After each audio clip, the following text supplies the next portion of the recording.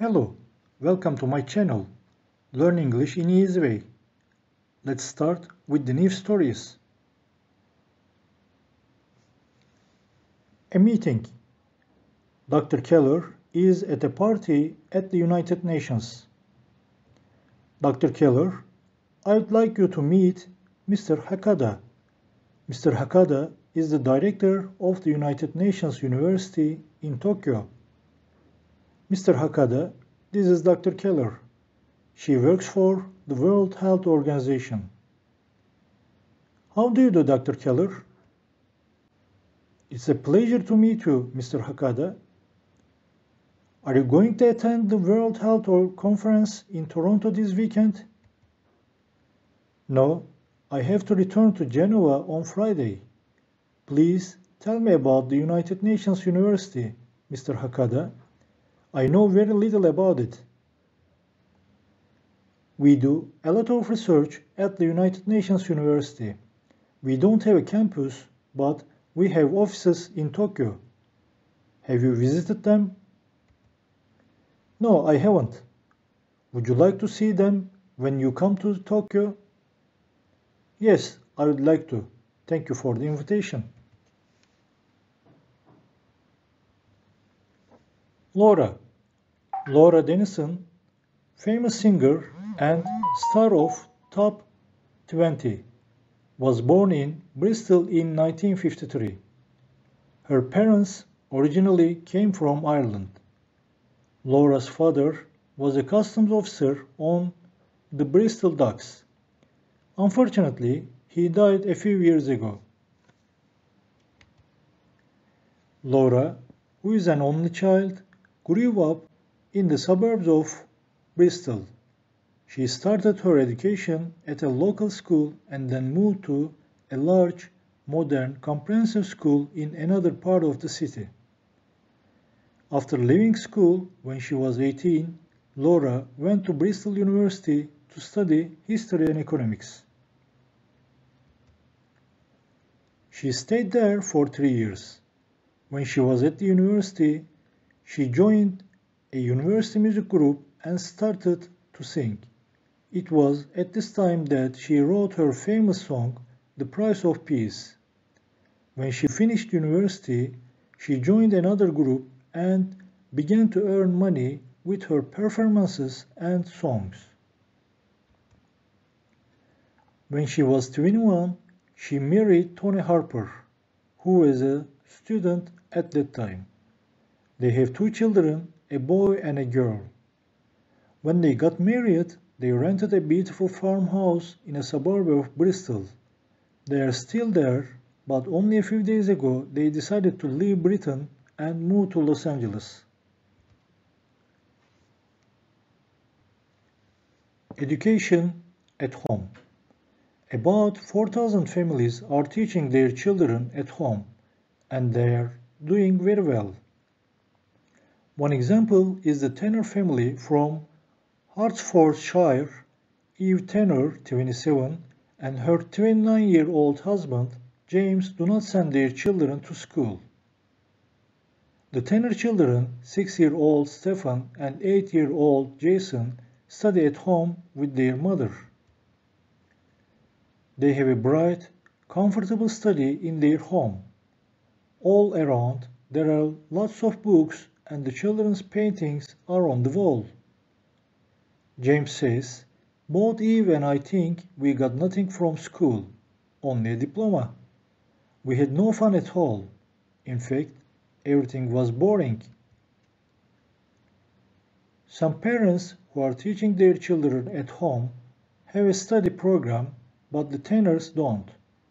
Eve says, the children love books, they read all sorts of things, and of course, we read storybooks together. I teach them writing and mathematics too. They write shopping lists for me. Then they go shopping with me and pay for the things we buy. Eve and James take their children to the library, to museums, to concerts, to swimming pools, and to gymnastics. They think these activities are very important. What do friends think? Eve says, most of them are very interested. Some friends are also thinking about teaching their children at home. John Lennon. A lot of people remember John Lennon for his music with the Beatles. He was serious and creative, and many young people of the 1960s and 1970s thought he spoke for them. Lennon was born on October 9, 1940 in Liverpool, England. When he was a child, he listened to the music of rock and roll singers like Elvis Presley, Jerry Lee Lewis, and Little Richard. At 15, when he was in art school, Lennon started his first rock group, the Quarrymen. The members of the group were Paul McCartney, George Harrison, and Pete Best, who played the drums. The Quarrymen later changed their name to the Silver Beatles and then the Beatles. When Pete Best left the group, Ringo Starr joined the Beatles as the drummer.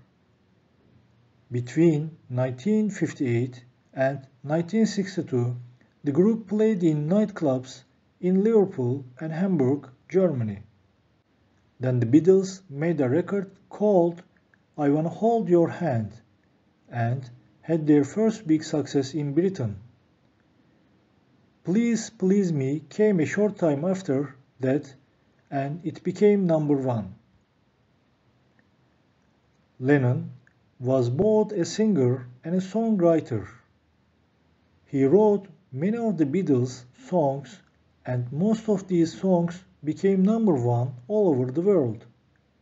They were romantic and intelligent, and today's musicians still play them. Lennon didn't only make music and films with the Beatles. He also wrote two books, the first one in 1964 and the second one a year after that, in 1967. He acted in a film called How I Won the War. On December 8, 1980, John Lennon died in New York, shot dead outside his apartment building. Every year, thousands of people come together in New York's Central Park to remember him. For many people in the world, he was someone very special. Cuba. A few days ago, I was in Cornwall, the northern suburb of Bristol. It isn't big, about 14,000 people live there. I thought there weren't any good restaurants in Cornwall. I thought there were only some pizza houses and a few hamburger cafes. But I was wrong. A friend took me out to the dinner last Saturday. We got off the bus at Cornwall Central and walked down George Road to the post office. Then we turned left into a little street called West Lane. We walked a few meters and we entered a small restaurant. The Roger restaurant has 6 tables, and there wasn't anyone there when we arrived. We had a wonderful Indian meal there. The tandoori chicken was very tasty, and the curries were hot and delicious. The wine was good and cheap. The fruit salad was really exotic, and the meal cost only £12 for 2. Try it, but hurry. You cannot seat 14,000 people at only 6 tables. If you enjoyed the video, please hit a like and subscribe to my channel. Have a good one and see you in the next video.